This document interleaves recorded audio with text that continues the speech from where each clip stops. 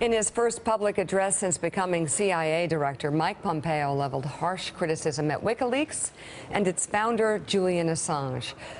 Pompeo accused Assange of making common cause with dictators and railed against his organization. As long as they make a splash, they care nothing about the lives they put at risk or the damage they cause to national security. WikiLeaks walks like a hostile intelligence service and talks like a hostile intelligence service. It's time to call out WikiLeaks for what it really is: a non-state hostile intelligence service, often abetted by state actors like Russia.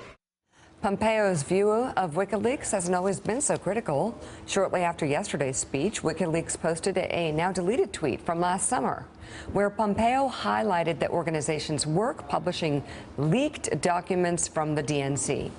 Joining us now, senior national security analyst for NBC News and chairman and co-founder of the Financial Integrity Network, Juan Zarate, who hosted yesterday's forum with the CIA director. That must have been fascinating. Absolutely fascinating. He also talked about microwaves. He did. I think people weren't quite sure what the director was going to talk about. It was a big crowd, and obviously a lot he could talk about: Syria, ISIS, but he wanted to talk about WikiLeaks, and I think it was for a couple of reasons. I think one was the fact that WikiLeaks has now taken aim at the CIA directly. He's now the CIA director. He has to defend their interests. Pushing back on a narrative that WikiLeaks is the Robin Hood of First Amendment principles. And so I think he wanted to push back on that narrative. Second thing is, I think he wanted to demonstrate that he has a voice in these national security issues, and he has become a critical voice. He laid out yesterday the fact that he sees the president just about every day. He's briefing him. He says the president gives him lots of time. So I think he was trying to shape a narrative not just about WikiLeaks, but about the role of the intelligence community and how that's playing out in a new administration. David, what did you learn yesterday? Well, I thought Pompeo was more forthcoming, talked more about policy, to be honest, as opposed to just intelligence, than I had expected. What I wanted to ask you, Juan, was the intelligence community has been under attack from this president since before he was inaugurated, and we're told that people's morale really was hit for a while. Do you have a sense that the agency, the intelligence community, are recovering? And how do you think Pompeo's doing in leading that group of pretty bruised individuals right now? Yeah, and in fact, I asked him that question yesterday, and he said the relationship's actually fantastic. And you got some giggles in the crowd as a result, but he was honest about that. I think morale is much better than people have thought. We talked about this yesterday, David, in a panel that you hosted. And I think morale is much better. And I think events like this are an attempt by the director to not only defend the interests of the agency as a whole, but to signal back into Langley that this is a director that has their back, that's willing to defend the interests of the agency as a whole. And you heard throughout high praise from the director of the men and women of the CIA, and it was actually kind of a recruitment tool too. He was calling on people to apply the CIA. So I think from his perspective, morale is much better, and the fact that the president and the White House are now focusing on and relying on intelligence, for example, in the Syrian reaction, that in and of itself is a good signal. And I think this will mature over time, as we talked about yesterday. Is this a man who can talk back to Donald Trump? I think so. I think you heard this yesterday. He said, look, we are presenting things to the president that run counter to some of his assumptions. And the president actually is accepting that and is willing to hear that. And I think Director Pompeo, he's a smart man. He graduated #1 in his class from West Point, a Harvard law grad. By the way, something that Donald Trump will tell you anytime you bring his name up.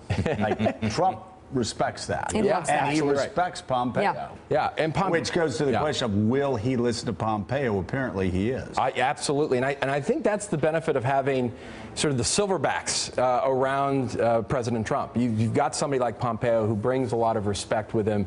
Tillerson, who's well known and well respected. Mattis, Mad Dog. You know, all of these characteristics, I think, play to what President Trump probably likes, which is, you know, big boys and girls in the room who can tell it like they see it, and he probably does listen. And I think, again, the encouraging note here is the administration is taking in intelligence, it's questioning it, and what Mike Pompeo said yesterday is they are taking it in massive amounts, and there's a real demand for it. And you see why. You have Syria, you have North Korea, you have all these questions where intelligence is critical. So Juan, talking to the director yesterday, where did you pick up is his and the CIA's greatest area of concern right now? And we hear a lot about North Korea right now. Obviously, Russia is always on the radar.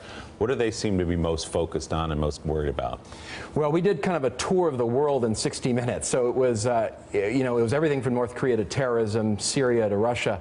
I do think there's a lot of concern around North Korea. What the director said is, look, this administration is now saddled with the fact that North Korea is much closer to nuclear capabilities and nuclear capabilities that can then be deployed potentially on a missile that can reach the U.S. homeland.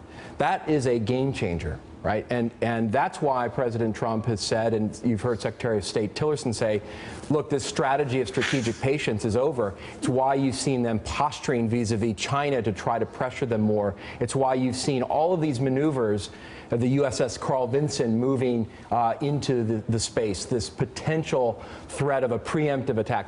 All of this is a signaling to change the landscape and to try to change the dynamics. So my sense is that they're really worried about this because North Korea is a wild card, and that's a real dangerous situation. So let me ask you guys really quickly, as we actually have two questions I want to ask. I only have time for one. You have time for one. Flip a coin. Okay. I wanted to ask you the downside of, a lot of people are sort of quietly celebrating Russia. I'm going to ask this. I'll ask my Tillerson question later. So what is the downside of these negative relations with Russia? We've all been so suspicious of the Trump administration's close ties to Russia that we're almost, everybody's breathing a sigh of relief that we're now back to Cold War status with Russia. What's the downside of that, and what's the upside of actually having a good relationship? So the downside is it's just too dangerous to have two so heavily armed powers in a confrontational mode. It was something that President Obama kind of let get out of hand, and I think Trump was right to say that we should work to get a more stable relationship and reduce tension and reduce danger where possible, where interests coincide, work together. The problem is that the activities of the Russian intelligence service in our elections overlay all of this. And somehow he's got to separate it. He's got to say, on the political plane, I have instructed my Secretary of State to have serious, productive conversations with President Putin to resolve our problems. Meanwhile, the FBI is going to keep doing this counterintelligence investigation, and it will lead wherever it does. But that's the trick, is to get the two, I think, going strongly. I worked with the Russians. We needed to work with the Russians on counterterrorism, counterproliferation, counter-narcotics. You need them to affect things in Syria. And the challenge, Joe, is they can be a huge disruptor. They can threaten NATO partners. They can do things in cyberspace. This is a really potentially dangerous situation. So you need them on side in many ways. And so it's not a bad thing that you try to have a relationship with them. And you don't want to be confrontational at all times. But you do need to push back. And I think what you're seeing with the Trump administration is now, especially with these demonstrations of force, willingness to push back in ways that the prior administration wasn't willing to, and in a way that is demonstrative to try to affect things like China's relationship with North Korea. How could that be? I know we have to go, but the last administration wasn't willing to push back on Russia, and yet the relationship deteriorated. How do you do both things? Putin began just to take him for granted, take him as a joke. He thought Hillary Clinton was his worst enemy. He got pretty arrogant toward the end there. And Joe, part of it was we continue to go back to Moscow. You look at the trajectory of what happened over the last 2 years, even the chemical weapons deal, right? We relied on Russia to kind of pull us out of that morass, that situation, and all roads then led to Moscow. You saw lots of Middle East leaders suddenly going to Moscow, Netanyahu from Israel heading to Moscow. Everyone was facing toward Russia, and it put Russia in a much more powerful position, even to the point where they were having peace negotiations in Syria without the United States. And let us just say, as Julia Ioffe said, a much more powerful position until last Thursday night. Well, I think most of us would agree that dynamic shifted a bit. They, as the White House officials said, they are catching for a change instead of pitching. Yeah.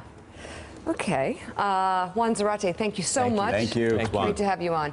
Thanks for checking out MSNBC on YouTube, and make sure you subscribe to stay up to date on the day's biggest stories. And you can click on any of the videos around us to watch more from Morning Joe and MSNBC. Thanks so much for watching.